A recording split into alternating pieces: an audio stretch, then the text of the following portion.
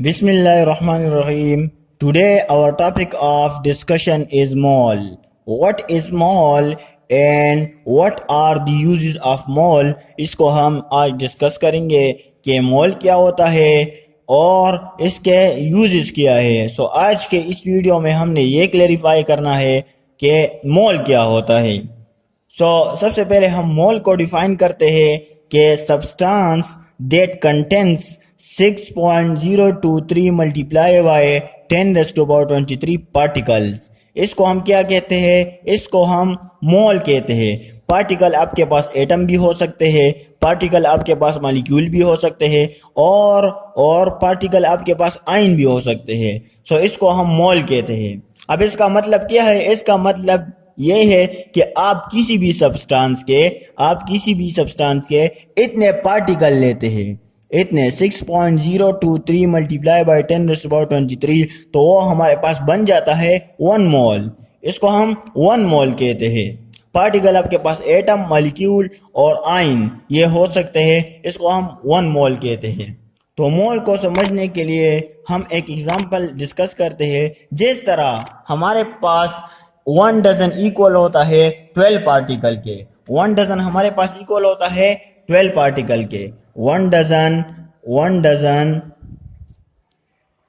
Dozen equal to 12 particle. Particle आपके पास atom भी हो सकते हैं, पार्टिकल आपके पास मॉलिक्यूल भी हो सकते हैं, पार्टिकल आपके पास आयन्स भी हो सकते हैं। ये तीनों आपके पास हो सकते हैं पार्टिकल्स। जिस तरह हमारे पास 1 डजन इक्वल होता है 12 पार्टिकल के, इसी तरह हमारे पास 6.023 मल्टीप्लाई बाय 10⁻23 इक्वल होता है 1 मोल के। अगर हम कहते हैं कि 1 डजन बनाना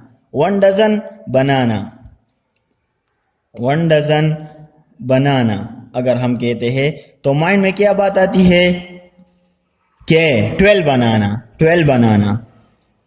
बनाना। इस तरह अगर हम कहते हैं कि 1 डजन ऑरेंजेस, तो माइंड में क्या बात है कि 12 ऑरेंजेस। इसी तरह अगर मैं एग्जांपल लूँ कि 1 डजन मार्कर, तो माइंड में ये बात आती है कि 12 मार्कर। इसी तरह हमारे पास 1 मोल इक्वल होता है 6.023 मल्टीप्लाई बाय 10⁻23 पार्टिकल के।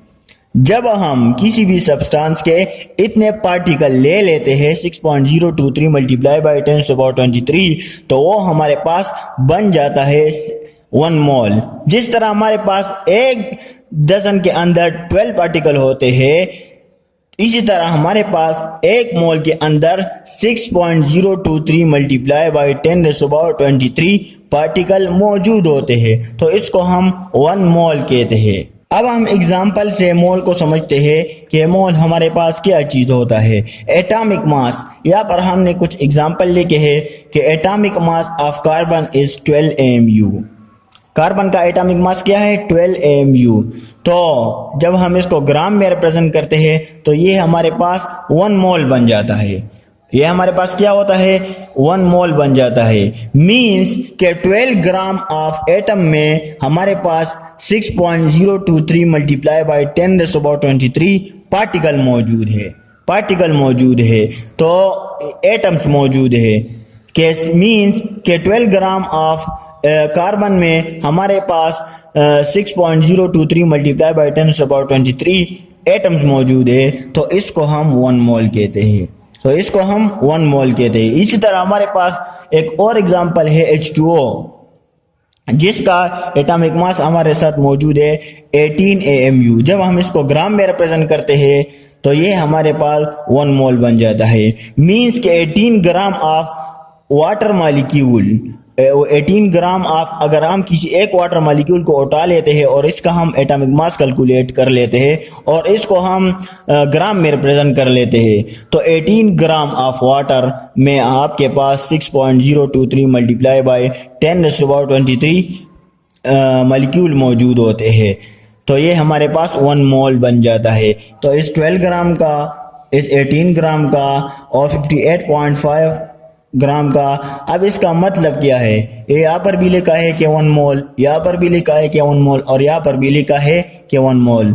तो कैसे हो सकता है कि 12 ग्राम में भी आपके पास 1 मोल आता है, 18 ग्राम में भी आपके पास 1 मोल आता है और 58.5 ग्राम में भी आपके पास 1 मोल आता है। तो ये कैसे पॉसिबल हो सकता है? ये हमारे साथ ऐसे पॉसिबल है कि फ़र्ज़ करें अगर मैं आप लोगों से कहता हूँ कि मुझे वाटर बनाना है, आप लोग मेरे लिए हाइड्रोजन ले आओ और ऑक्सीजन ले आओ। अगर मैं आपसे कहता हूँ कि आप मेरे लिए 1 मोल हाइड्रोजन लेकर आ जाओ, तो आप नहीं ला सकते। अगर आप 6.023 मल्टीप्लाई बाई 10⁻23 इतनी काउंटिंग करने लग जाए तो मुमकिन है कि आपकी सारी ज़िंदगी निकल जाए, लेकिन आप इतनी काउंटिंग नहीं कर सकते। तो इसके लिए आसान हल ये ढूंढा गया है कि केमिस्ट ने मॉलिक्यूलर मास, फार्मूला मास और एटॉमिक मास इसको रिलेट किया है मोल के साथ। किस तरह कि जिस एटम का जितना एटॉमिक मास होता है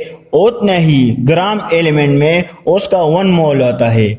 यानी फॉर एग्जांपल हमारे पास कार्बन का एटॉमिक मास 12 है, तो अगर हम इसको ग्राम में रिप्रेजेंट करते हैं तो ये इसका 1 मोल होगा। इसी तरह हमारे पास मॉलिक्यूलर मास है, तो केमिस्ट ने क्या कहा है कि जितना ही एक मॉलिक्यूल का मॉलिक्यूलर मास होता है उतना ही ग्राम में उसका 1 मोल होता है।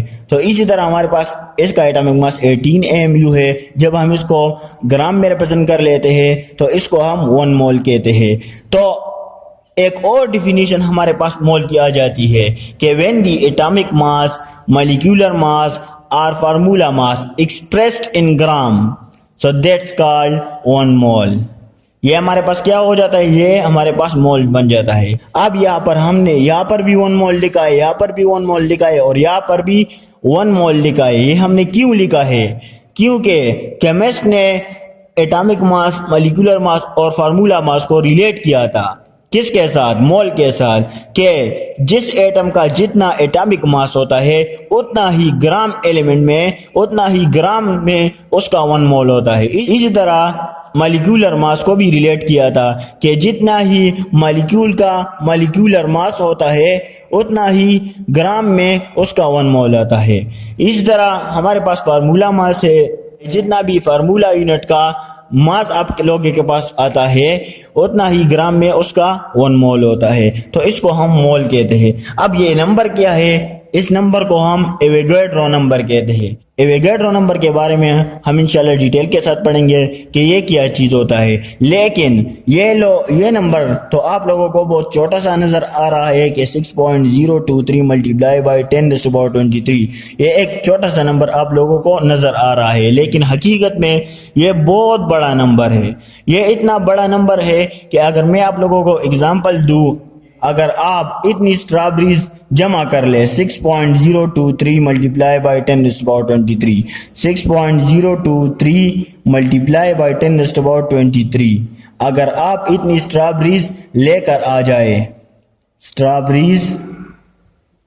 आ जाए और उसको लेंथ की सूरत में अरेंज करते हैं और उसको लेंथ की सूरत में अरेंज कर ले, इसी तरह स्ट्रॉबेरीज के साथ स्ट्रॉबेरीज मिलाकर चलते जाए और इसको लेंथ की सूरत में अरेंज करना चाहे तो इसकी लेंथ इतनी ज़्यादा होगी आप लोगों के पास कि आप अर्थ का एक चक्कर भी आसानी के साथ कंप्लीट कर सकते हैं, आप अर्थ का दूसरा चक्कर भी आसानी के साथ कंप्लीट कर सकते हैं। जब आप अर्थ का तीसरा चक्कर कंप्लीट कर लेते हैं तब जाके आप लोगों के पास ये स्ट्रॉबेरीज ख़त्म हो जाएगी। तो ये इतना बड़ा नंबर है 6.023 मल्टीप्लाई बाई 10⁻23। अगर और एक एग्जांपल मैं आप लोगों को दूं तो ये नंबर इतना बड़ा है, अगर सारी दुनिया के लोग नॉन स्टॉप काउंटिंग स्टार्ट कर ले, अभी से नॉन स्टॉप काउंटिंग स्टार्ट कर ले, तो इस नंबर तक पहुंचने के लिए उन लोगों को 11 साल का अरसा लग जाएगा। तब जाके कहीं 6.023 मल्टीप्लाई बाई 10⁻23 इस हिस्से तक वो लोग पहुंच जाएंगे। तो ये इतना बड़ा नंबर है। तो अब मोल का कंसेप्ट क्लियर है कि मोल क्या चीज़ होता है। Substance that contain 6.023 multiply by 10⁻23 particle.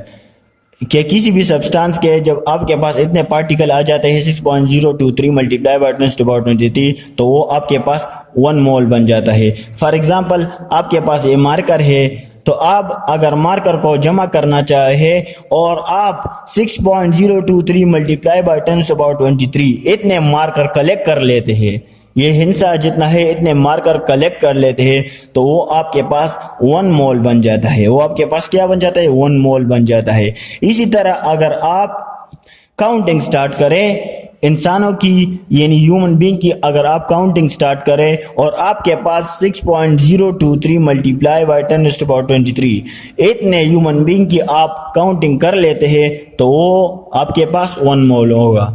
अगर आप इतनी ऑरेंजेस कलेक्ट कर ले तब भी ये आपके पास 1 मोल होगा, और अगर आप इतने बनाना कलेक्ट कर लेते हैं तब भी ये आपके पास 1 मोल होगा। अगर आप इससे कम या ज्यादा कर लेते हैं तो ये आपके पास 1 मोल नहीं होगा। So this is all about mole and example of mole.